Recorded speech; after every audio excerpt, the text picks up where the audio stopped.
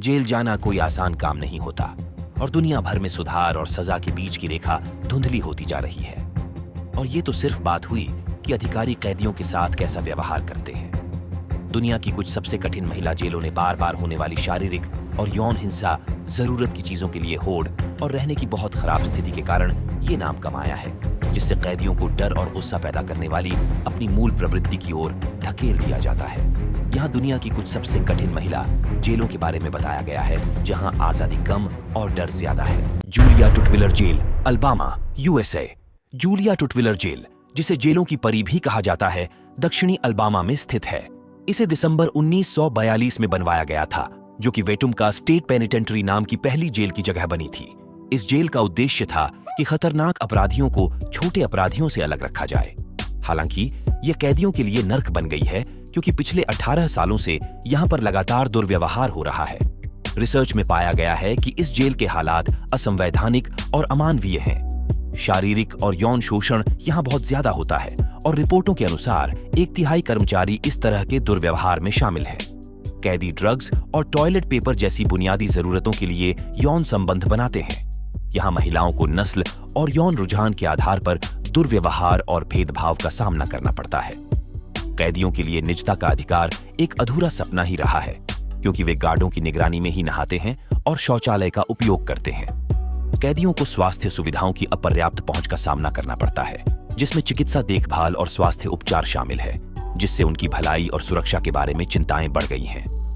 हालांकि यह जेल सिर्फ 400 लोगों के लिए बनाई गई थी, लेकिन रिपोर्टों से पता चलता है कि जेल में क्षमता से दोगुने कैदी हैं, जिसके कारण कुछ कैदियों को रातें फर्श पर बितानी पड़ती हैं। सुधार सुविधाओं में पारदर्शिता सीमित रही है, क्योंकि यौन दुराचार और अन्य सामाजिक अन्याय की रिपोर्ट करने पर महिलाओं को सजा के तौर पर एकांत में भेज दिया जाता है। एक क्लिनिकल मनोवैज्ञानिक लैरी एफ वुड, जिन्हें 2012 में इस जेल में काम पर रखा गया था, उन्होंने न्यूयॉर्क टाइम्स के साथ एक इंटरव्यू में कहा कि जेल में भयानक स्थितियों को देखने के बाद उन्होंने अपनी नौकरी छोड़ दी। अमेरिकन यूनिवर्सिटी में कानून की प्रोफेसर और national prison rape elimination commission की सदस्य ब्रेंडा वी स्मिथ ने एसोसिएटेड प्रेस के साथ एक इंटरव्यू में कहा कि जूलिया टुटविलर जेल में महिलाओं द्वारा अनुभव की जाने वाली चुनौतियां अन्य महिला जेलों में उनके द्वारा देखी गई स्थितियों की तुलना में बहुत अधिक थीं। सेंट्रल कैलिफोर्निया महिला जेल। सेंट्रल कैलिफोर्निया महिला सुविधा में अनगिनत समस्याएं हैं। चाउचिला, कैलिफोर्निया में स्थित यह जेल संयुक्त राज्य अमेरिका में दूसरी सबसे बड़ी जेल है और इसमें डेथ रो की कैदियों सहित सभी श्रेणियों की कैदी रहती हैं। देश की सबसे बड़ी जेलों में से एक होने के बावजूद यहाँ कैदियों की संख्या बहुत ज्यादा है। मूल क्षमता 1990 कैदियों की है, लेकिन अप्रैल 2020 तक यहाँ 2500 से अधिक कैदी रहती थीं, जो निर्धारित संख्या से 131% अधिक है। इसके अलावा लेवल 1 से लेवल 4 तक की सभी कैदियों को एक ही यूनिट में रखा जाता है। केवल डेथ रो की कैदियों के लिए एक अलग यूनिट है। इसी ओवरक्राउडिंग के कारण यह जेल बीमारियों और आपसी लड़ाई का केंद्र बन गई है। प्रत्येक कैदी के लिए मुश्किल से पर्याप्त जगह होने के कारण स्वास्थ्य संबंधी चिंताएं बहुत अधिक हैं। अक्टूबर 1990 में खुलने के बाद से ही सेंट्रल कैलिफोर्निया महिला सुविधा कैदियों के स्वास्थ्य से संबंधित विवादों में घिरी रही है। शुरुआत से ही सेंट्रल कैलिफोर्निया महिला सुविधा HIV एड्स से पीड़ित कैदियों को पर्याप्त चिकित्सा देखभाल और शैक्षिक सुविधाएं प्रदान नहीं करने के लिए जांच के दायरे में आई। रिपोर्टों में कहा गया है कि चिकित्सा ध्यान के लिए कैदियों की दलीलों को अक्सर नजरअंदाज कर दिया जाता था और उनकी स्वास्थ्य स्थितियों के लिए एक से अधिक अनुवर्ती कार्रवाई नहीं की जाती थी। कुछ मामलों में लापरवाही और दवाओं के गलत नुस्खे के कारण कुछ कैदियों को आजीवन बीमारी और यहां तक कि मौत का सामना करना पड़ा। 1999 में हेपेटाइटिस C और लीवर की बीमारी से पीड़ित एक मरीज की मौत हो गई, जब उसे TB रोधी जहरीली दवा दी गई थी। CCWF पर गलत तरीके से मौत का मुकदमा चलाया गया था। सेंट्रल कैलिफोर्निया महिला सुविधा में कदाचार, गलत निदान और लापरवाही आम बात है। 1996 में जेल को चिकित्सा परीक्षणों और सुविधाओं के लिए $1 लाख से अधिक का बिल दिया गया था, जो कैदियों को कभी नहीं दिए गए थे। हालांकि ये विवाद और मुकदमे दशकों पहले हुए थे, लेकिन अगर पूर्व कैदियों के येल्प समीक्षाओं पर भरोसा किया जाए तो सेंट्रल कैलिफोर्निया महिला सुविधा में बहुत कुछ नहीं बदला है। एक पूर्व कैदी की समीक्षा कहती है, महिलाओं के लिए आधुनिक समय में मौजूद सबसे भयानक और अमानवीय सुविधा। हर चौथी महिला की आंख के नीचे काला निशान होता है। एक मजाक था कि यह जेल की वर्दी का हिस्सा है और स्टाफ ने कभी ध्यान नहीं दिया, और जाहिर है कि इसे अन्य कैदियों की ओर से दुर्व्यवहार नहीं माना जाता था। बिस्तर बदलना पूरी तरह से कैदियों द्वारा आयोजित, फिर से आजीवन कारावास और लंबी अवधि की कैदियों द्वारा। असल में वे ही इस चिड़ियाघर को चलाते हैं। एक कमरे में 8 महिलाएं, भगवान न करे कि आप नहीं हो। आपसे उम्मीद की जाती है कि आप जो भी शॉर्ट कॉलर मुख्य कैदी कहता है वह करें। आमतौर पर जुनूनी सफाई शामिल होती है, यानी हर घंटे 18 घंटे तक कमरे में झाड़ू लगाना, हर सुबह 4 बजे सभी दीवारों को साफ करना आदि। नए लोगों के लिए अविश्वसनीय और अकल्पनीय क्रूरता। अन्य येल्प समीक्षाएं भी चिकित्सा देखभाल की कमी और अत्यधिक भीड़भाड़ का समर्थन करती हैं।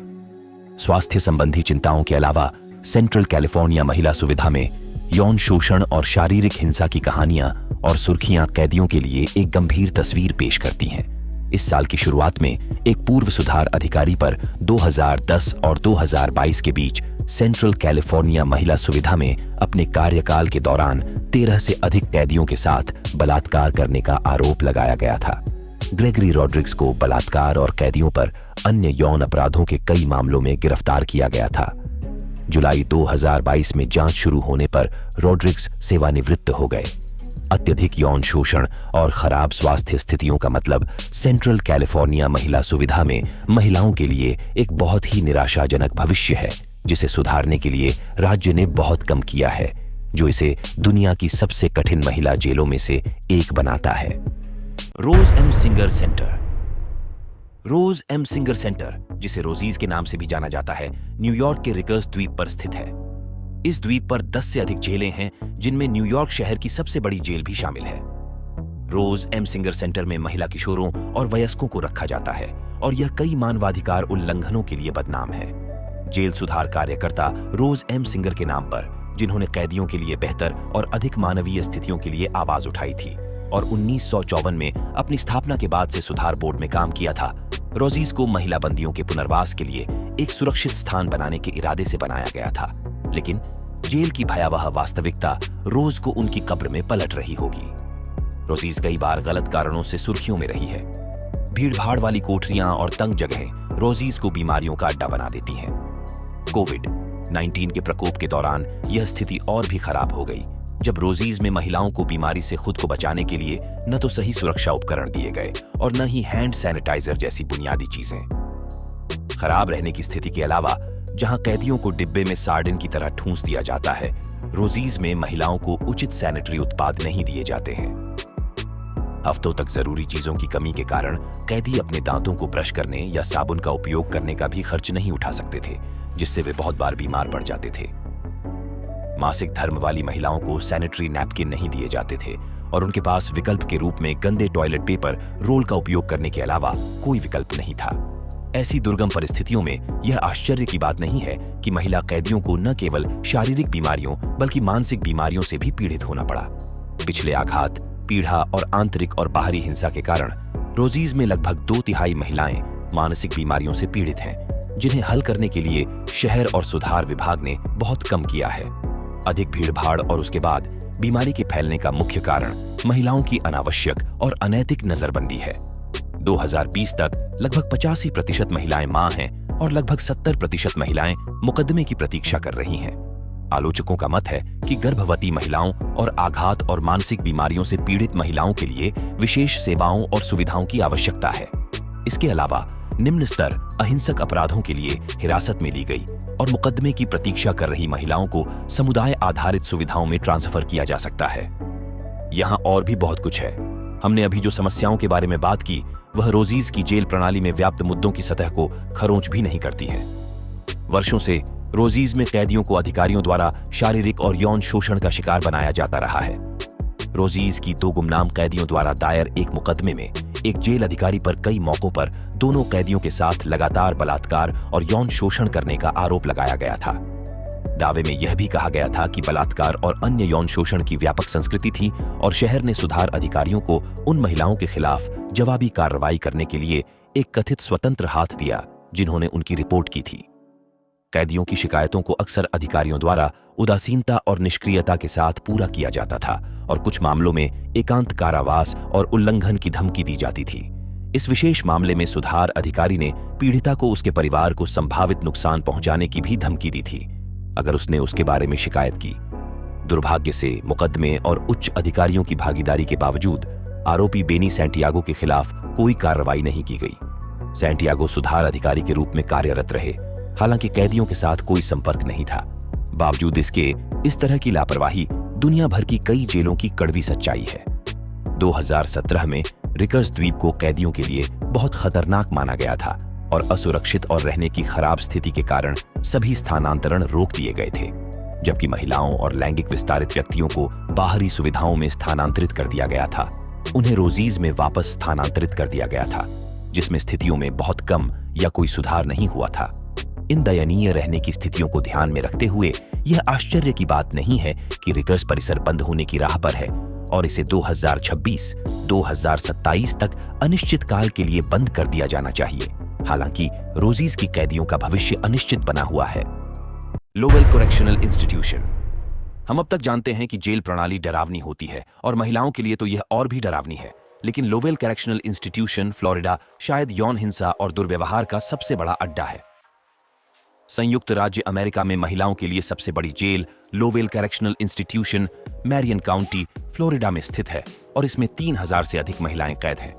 इस संस्थान ने पहली बार 1956 में फ्लोरिडा में महिलाओं के लिए पहली जेल के रूप में अपने द्वार खोले थे और यह राज्य में महिलाओं के लिए प्राथमिक जेल बनी हुई है। लोवेल करेक्शनल इंस्टीट्यूशन में 14 साल की उम्र से शुरू होने वाले समुदाय और न्यूनतम सुरक्षा से लेकर बंद हिरासत में रखी गई कैदियों तक सभी श्रेणियों और स्तरों की कैदी रहती हैं। पिछले कुछ वर्षों में लोवेल करेक्शनल इंस्टीट्यूशन जेल प्रहरियों और सुधार अधिकारियों द्वारा बड़े पैमाने पर यौन शोषण के लिए मीडिया की आलोचना का केंद्र रहा है। मियामी हेराल्ड द्वारा बियॉन्ड पनिशमेंट शीर्षक से की गई एक जांच जेल की कड़वी सच्चाई पर एक कठोर नजर डालती है, जहां कैदी ही एकमात्र अपराधी नहीं है।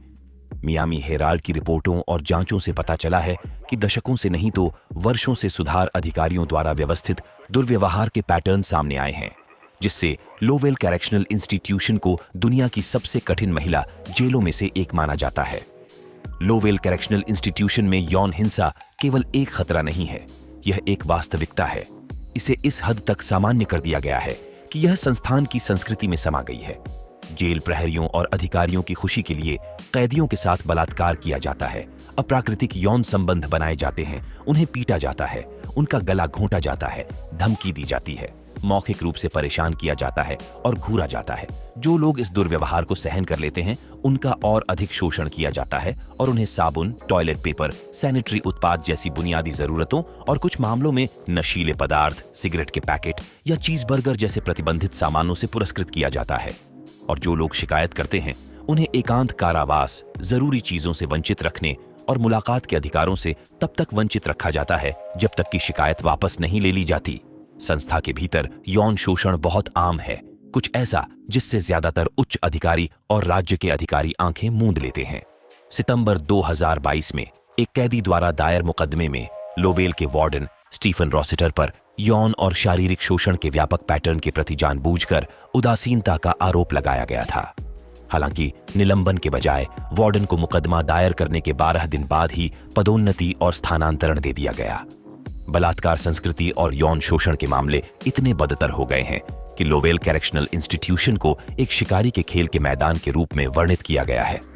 कथित तौर पर कई कैदियों के जेल प्रहरियों के साथ सहमति से संबंध भी हैं, जो फिर पक्षपात करते हैं और अपनी गर्लफ्रेंड के लिए प्रतिबंधित सामान या इत्र और मेकअप लाते हैं।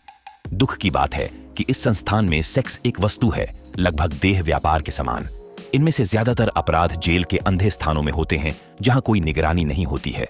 जेल अधिकारी हॉल में या मुलाकात क्षेत्र में अन्य कैदियों के साथ बात करने, कर्तव्यों से इनकार करने और कैदियों द्वारा विरोध करने जैसे छोटे-मोटे उल्लंघनों और अपराधों के लिए अत्यधिक और अनावश्यक बल का प्रयोग करने के लिए भी प्रवृत्त होते हैं।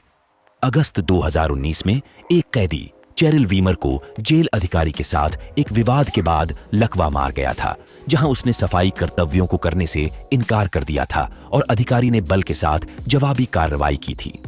मुकदमे को अदालत के बाहर सुलझा लिया गया और अधिकारी पर कोई आरोप नहीं लगाया गया। मियामी हेराल्ड की एक रिपोर्ट कहती है, एक मुकदमे में कहा गया कि 51 वर्षीय वीमर को नीचे गिरा दिया गया और जेल के प्रांगण में गुड़िया की तरह घसीटा गया। उसका सिर कंक्रीट से टकराया। हालांकि शारीरिक और यौन शोषण ही लोवेल करेक्शनल इंस्टीट्यूशन की चारदीवारी के भीतर होने वाली एकमात्र भयावहता नहीं है। खराब रहने की स्थिति जेल में कैदियों के स्वास्थ्य के लिए एक बड़ा खतरा साबित होती है। संदिग्ध स्वच्छता समस्याओं और भोजन में मिलावटी सामग्री के कारण एक से अधिक बार ऐसा हुआ है जब कैदियों को कॉकरोच वाले कीड़े लगे भोजन दिए गए हैं। पानी में लगातार परजीवी और कीड़े पाए जाते हैं और मांस से अक्सर सड़न की बदबू आती है। इसके अलावा दूषित भोजन और पौष्टिक भोजन की कमी के कारण भी गंभीर स्वास्थ्य संबंधी चिंताएं पैदा हो गई हैं। कई महिलाओं को अक्सर गलत निदान किया जाता है या मदद की जरूरत होने पर उन्हें अस्पताल से वापस भेज दिया जाता है। अपने स्वास्थ्य के बारे में शिकायत करने पर कैदियों को फटकार भी लगाई जाती है। अमानवीय रहने की स्थिति और लगातार दुर्व्यवहार संयुक्त राज्य अमेरिका की अधिकांश जेलों में एक सामान्य दृश्य है। HM जेल फोस्टन हॉल इंग्लैंड की सबसे हिंसक जेल के रूप में कुख्यात HM प्रिजन फोस्टन हॉल कैदियों के बीच हिंसा और आत्म नुकसान की कई घटनाओं के लिए जानी जाती है। डर्बीशायर के फोस्टन में स्थित HM प्रिजन फोस्टन हॉल एक बंद श्रेणी की जेल है जिसमें 300 से अधिक कैदी हैं। यह जेल महामहिम की सेवा द्वारा संचालित है और इंग्लैंड के कुछ सबसे कुख्यात अपराधियों का घर है जिन्हें कुछ जघन्य अपराधों के लिए कैद किया गया है। एक जाना पहचाना नाम ज़ारा फिथियन है जो डॉक्टर स्ट्रेंज की एक अभिनेत्री हैं। फिथियन को 2022 में उनके पति विक्टर मार्के के साथ नाबालिगों के यौन शोषण के कई मामलों में कैद किया गया था। फिथियन को उसके अपराधों के लिए 8 साल जेल की सजा सुनाई गई थी। HM प्रिजन फोस्टन हॉल का हिंसक और असुरक्षित माहौल इसे दुनिया की सबसे कठिन महिला जेलों में से एक बनाता है। चूंकि जेल में सभी श्रेणियों के कैदी हैं जो अहिंसक और हिंसक अपराधों की एक विस्तृत श्रृंखला में हैं, इसलिए इसमें कोई आश्चर्य की बात नहीं है कि HM प्रिजन फोस्टन हॉल में 1/3 महिलाएं असुरक्षित महसूस करती हैं। जेल की नींव ही पुनर्वास के लिए एक सुरक्षित स्थान बनाना है। हालांकि कैदियों द्वारा आपसी लड़ाई और हमले का खतरा जेल प्रहरियों द्वारा बल के बढ़ते उपयोग के साथ मिलकर सबसे कठिन कैदियों को भी तोड़ने के लिए काफी है। रिपोर्टों के अनुसार HM प्रिजन फोस्टन हॉल में पिछले कुछ वर्षों में बल प्रयोग और शारीरिक हिंसा में भारी वृद्धि देखी गई है। 2021 में इंग्लैंड और वेल्स के लिए जेल निरीक्षणालय द्वारा किए गए एक निरीक्षण में जेल को खराब रेटिंग दी गई थी, जो कि उस क्षेत्र की किसी भी जेल के लिए दुर्लभ है। लेकिन HM प्रिजन फोस्टन हॉल में केवल शारीरिक हिंसा ही समस्या नहीं है। मानसिक बीमारियां और बिगड़ता मनोवैज्ञानिक स्वास्थ्य इस जेल को सबसे कठिन जेलों में से एक की प्रतिष्ठा के पीछे मुख्य कारण रहे हैं। आत्म नुकसान और आत्महत्या कुछ ऐसी भयावहताएं हैं जो इस जेल में आम हैं। जेल में 1750 से अधिक आत्म नुकसान की घटनाओं के साथ इस क्षेत्र की सभी महिला जेलों में सबसे अधिक कैदियों के मानसिक स्वास्थ्य की देखभाल के लिए बहुत कुछ नहीं किया जा रहा है। घोर लापरवाही और उदासीनता के कारण 2019 में एक निरीक्षण के बाद से 2 कैदियों की आत्महत्या से मृत्यु भी हुई है। जेल अधिकारियों द्वारा बढ़ती शारीरिक हिंसा और क्रूरता के अलावा मानसिक स्वास्थ्य में गिरावट के ज्ञात कारण मोटे तौर पर 3 गुना है। नंबर 1, कर्मचारियों की कमी और खराब स्टाफ की स्थिति, जिसके कारण जेल की कोठरी के बाहर कम घंटे मिलते हैं। नंबर 2, जेल के अंदर ड्रग्स की आसान पहुंच, जिससे मनोवैज्ञानिक प्रभाव बढ़े। नंबर 3, मानसिक पुनर्वास और देखभाल की कमी। मानसिक समस्याएं और आत्म नुकसान और आत्महत्या के मामले महिलाओं में पुरुषों की तुलना में अधिक पाए गए।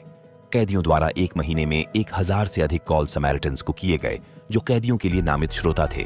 फिर भी महामारी के बाद सेवा बंद कर दी गई और कुछ समैरिटन्स समस्याओं का उचित समाधान करने के लिए अयोग्य थे। ये समस्याएं व्यवस्था में इतनी गहराई से समा गई हैं कि बड़े संरचनात्मक परिवर्तन और सख्त अनुपालन ही एकमात्र समाधान प्रतीत होते हैं। इंडियाना महिला जेल। संयुक्त राज्य अमेरिका में महिलाओं की कैद की दर सबसे अधिक है और जब जेलों में महिलाओं की बात आती है तो पुनर्वास के लिए एक सुरक्षित और स्वच्छ स्थान बनाने की जिम्मेदारी जेल अधिकारियों और राज्य के अधिकारियों पर आती है। अक्सर कैद पुरुषों के लिए बनाई गई नीतियां बिना किसी संशोधन के सीधे जेलों में महिलाओं पर लागू कर दी जाती हैं। अधिकांश अधिकारी यह समझने में विफल रहते हैं कि जेल में महिलाओं की जरूरतें अलग होती हैं और एक निश्चित खाका उनके लिए उपयुक्त नहीं होता। इंडियाना महिला जेल में महिलाओं को भी इसी तरह की समस्याओं का सामना करना पड़ता है। 1873 में स्थापित इंडियाना महिला जेल संयुक्त राज्य अमेरिका में पहला वयस्क महिला सुधार संस्थान और पहली अधिकतम सुरक्षा वाली जेल है। इंडियाना महिला जेल को देश की सबसे कठिन महिला जेलों में से एक बनाता है। वहां की कैदियों के लिए खराब सुरक्षा और स्वास्थ्य प्रावधान। कोविड-19 महामारी जैसी आपातकालीन स्थिति में राज्य तैयार नहीं था और कैदियों को इसका खामियाजा भुगतना पड़ा। कुछ खातों के अनुसार कैदियों को बाथरूम ब्रेक के लिए अपने सेल से बाहर निकलने की अनुमति नहीं थी।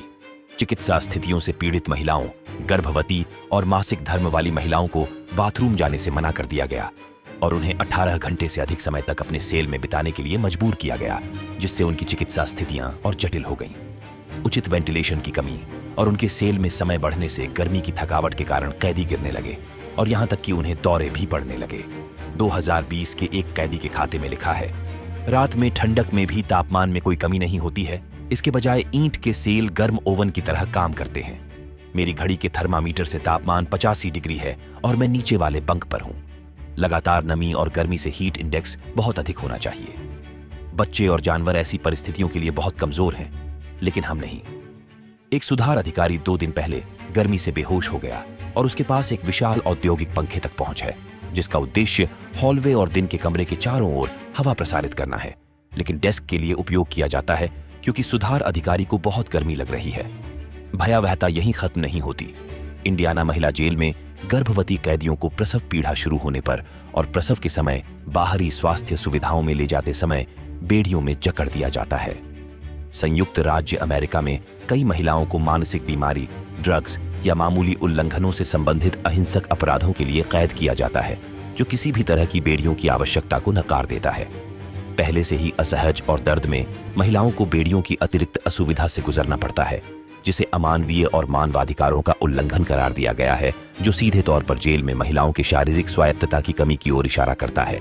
भयानक चिकित्सा प्रावधान या उनकी कमी इंडियाना महिला जेल की महिलाओं के लिए एक निराशाजनक तस्वीर पेश करती है। जेल में महिलाओं ने अक्सर ऐसे अयोग्य चिकित्सकों के बारे में शिकायत की है जो कैदियों की दुर्दशा और परेशानी के प्रति उदासीन है। गंभीर स्वास्थ्य स्थितियों के लिए भी नियमित ओवर द काउंटर दवाओं को लिखना जेल में एक आम बात है। पौष्टिक भोजन की कमी और भोजन में अत्यधिक सोडियम और स्टार्च की मात्रा के कारण यह समस्या और बढ़ जाती है, जिसके कारण पुरानी बीमारियां और रोग हो गए हैं। इसलिए इसमें कोई आश्चर्य की बात नहीं है कि ज्यादातर महिलाएं जेलों से ठंडे, कठोर व्यक्तित्व के रूप में बाहर आती हैं। महिला समाज समायोजन केंद्र। जेल के कैदी वास्तव में गैंग हिंसा के लिए अजनबी नहीं है और जेल की सीमाओं के भीतर गैंग प्रतिद्वंद्वियों का आमना सामना होना असामान्य नहीं है और इन उदाहरणों में असंबंधित जीवन का भी बलिदान किया जाता है। होंडुरास में महिला अनुकूलन केंद्र इसका एक ऐसा उदाहरण है कि कैसे गैंग हिंसा उनके दैनिक जीवन से परे जाती है और सुरक्षा और पुनर्वास के कथित केंद्रों की भयानक दीवारों में रिसती है। महिला अनुकूलन केंद्र या Penitenciaria National Femenina de Adaptation Social PNFAS, जो तामारा फ्रांसिस्को मोरजान विभाग होंडुरास में स्थित है, महिलाओं के लिए स्वच्छता और उचित पोषण की कमी के कारण बीमारियों का एक ज्ञात केंद्र है। गर्भवती महिलाओं और उनके बच्चों के लिए एक विशेष खंड होने के बावजूद जेल ने कैदियों को स्वस्थ जीवन जीने के लिए बहुत कम प्रदान किया है। जिन अन्य जेलों के बारे में हमने बात की, उनकी तरह ही महिला अनुकूलन केंद्र में भीड़भाड़ एक समस्या बनी हुई है, जो लगभग दोगुनी क्षमता पर काम करती है। एक समय में 800-900 कैदियों को रखती है। फिर भी एक चीज है जो वास्तव में महिला अनुकूलन केंद्र को सबसे कठिन महिला जेलों में से एक बनाती है, वह है गैंग के भीतर हिंसा। होंडुरास में अपराध दर पिछले कुछ दशकों में चरम पर पहुंच गई है और इनमें से अधिकांश अपराधों में भ्रष्टाचार, जबरन वसूली, हत्या और तस्करी शामिल है। अक्सर शक्तिशाली गैंग खुद को इन अपराधों के केंद्र में पाते हैं। प्रमुख गैंगों में से 2 प्रतिद्वंद्वी गैंग सबसे अधिक सक्रिय हैं, मारा साल्वाट्रुचा, जिसे आमतौर पर MS-13 के नाम से जाना जाता है, और 18 वीन स्ट्रीट, जिसे बैरियो 18 के नाम से भी जाना जाता है। इन दोनों गैंगों के सदस्य महिला अनुकूलन केंद्र की अधिकांश आबादी बनाते हैं और जेल के भीतर भी बहुत शक्ति रखते हैं, जिसका अर्थ है कि हमेशा हत्या और नरसंहार का खतरा मंडराता रहता है। और इसी प्रतिद्वंद्विता के कारण महिला अनुकूलन केंद्र 2020 और 2023 में एक नहीं बल्कि 2 दंगों का स्थल बना। हाल ही के एक दंगे में बैरियो 18 के सदस्यों ने MS-13 के सदस्यों पर एक सुनियोजित हमला किया। बावजूद इसके कि अतीत में दंगों और हिंसा की घटनाओं के कारण दोनों के बीच वर्गों को स्पष्ट रूप से अलग कर दिया गया था। राइफलों, पिस्तौलों और अन्य आग्नेयास्त्रों से लैस, जिन्हें सुरक्षा अधिकारियों को रिश्वत देकर तस्करी करके लाया गया था, बैरियो 18 ने प्रतिद्वंद्वी गैंग के हिस्से पर धावा बोल दिया और महिलाओं पर गोलियां चला दी। कुछ को गोली मारी गई, कुछ को चाकू मारकर मौत के घाट उतार दिया गया, कुछ को जिंदा जला दिया गया, जिससे 46 लोग हताहत हुए और 7 गैर जानलेवा चोटें आईं। ये घटना देश में सबसे घातक जेल दंगों में से एक थी, जिसके बाद गैंग के सदस्यों और उनके नेताओं को एक अधिकतम सुरक्षा जेल में स्थानांतरित कर दिया गया था। इनमें से कुछ चुनौतियां जेल प्रहरियों की अत्यधिक शालीनता और अधिकांश जेलों में कर्मचारियों की कमी के कारण उत्पन्न होती हैं। हालांकि गैंग के भीतर हिंसा सिर्फ एक जेल की कहानी नहीं है। कई पुरुष जेलों और सुधार सुविधाओं में गैंग हिंसा, हत्या और नरसंहार की घटनाएं बढ़ी हैं, जो जेल व्यवस्थाओं के संचालन के तरीके और अधिकांश गैंगों के लोहे के साथ जेलों पर शासन करने के तरीके पर प्रकाश डालती हैं। करचक महिला जेल। ईरान की राजधानी तेहरान के पूर्व में रेगिस्तान में स्थित है करचक महिला जेल। ये जेल देश की सबसे सख्त और कुख्यात जेलों में से एक मानी जाती है। मुख्य रूप से राजनीतिक कैदियों को रखने वाली इस जेल को एक यातना गृह और बीमारियों का अड्डा कहा जा सकता है। कभी पशुओं के लिए बना यह फार्म अब ओवरक्राउडिंग, दुर्व्यवहार, पौष्टिक भोजन की कमी, साफ पानी की कमी और अमानवीय रहने की स्थिति के लिए बदनाम है। कई लोग कहते हैं कि ईरान अपने क्रूर शासन और कड़े कानूनों के लिए जाना जाता है। वहां मौत की सजा आम बात है क्योंकि उसे कानूनी मान्यता है। समलैंगिक संबंध, व्यभिचार, वेश्यावृत्ति और ड्रग्स की तस्करी जैसे अपराधों में मौत की सजा मिल सकती है, और ये तो कुछ उदाहरण हैं। सार्वजनिक जगह पर प्यार दिखाना, ड्रेस कोड का उल्लंघन करना, शराब या ड्रग्स रखना भी आपको जेल पहुंचा सकता है। ऐसे कड़े कानूनों के चलते देश की जेलों की हालत हैरान करने वाली नहीं है। करचक महिला जेल में ओवरक्राउडिंग एक बड़ी समस्या है। 2000 से ज्यादा कैदियों के साथ उनके बच्चों को भी उन्हीं के साथ 1500 मीटर की जगह में रहना पड़ता है। हर कैदी को लगभग 20 सेंटीमीटर जगह मिलती है। ओवरक्राउडिंग और कैदियों के बीच अलग अलग जगह न होने से झगड़े होते हैं, जिन्हें रोकने के लिए जेल के गार्ड कुछ नहीं करते, बल्कि कई बार भड़काते भी हैं। हालांकि कैदियों की सबसे बड़ी चिंता ओवरक्राउडिंग नहीं है, भोजन और पानी की स्थिति बहुत खराब है। महंगा खाना, पौष्टिक भोजन की कमी और गलत तरीके से राशन बांटना जेल में अशांति का एक बड़ा कारण है। पीने का पानी अक्सर खारा या गंदा होता है, बढ़ती कैदी संख्या के लिए पर्याप्त भोजन नहीं है और गर्भवती महिलाओं का भी कोई ख्याल नहीं रखा जाता। गर्भवती हो या नहीं, करचक जेल में कैदियों के लिए चिकित्सा सुविधाएं ना के बराबर हैं। हवा की आवाजाही की कमी, साफ पीने के पानी और भोजन की कमी, अक्सर ओवरफ्लोइंग नालियां और जगह की स्थिति बीमारियों को बढ़ावा देती है। डॉक्टर अक्सर बिना सोचे समझे नींद की गोलियां और ट्रैंक्विलाइजर्स देते हैं। दवाओं और यहां तक कि आईवी ड्रिप्स की कमी के कारण कई बीमारियों का इलाज नहीं हो पाता, जिससे कई कैदियों की मौत भी हो जाती है। इन समस्याओं के अलावा जेल के गार्ड द्वारा शक्ति का दुरुपयोग, बलात्कार और यातना भी करचक महिला जेल में आम है, जहां महिलाओं को नियमित रूप से अपमानित किया जाता है और उनकी नग्न तलाशी ली जाती है। कैदियों को अक्सर बाहरी दुनिया से पूरी तरह से काट दिया जाता है। उनके परिवारों से बहुत कम या कोई संपर्क नहीं होता, क्योंकि गार्ड अक्सर फोन के उपयोग से मना कर देते हैं। हालांकि ये मुद्दे देश में महिला जेलों की समस्याओं की सिर्फ एक झलक भर हैं, लेकिन यह भयावह वास्तविकता दुनिया भर में असामान्य नहीं है।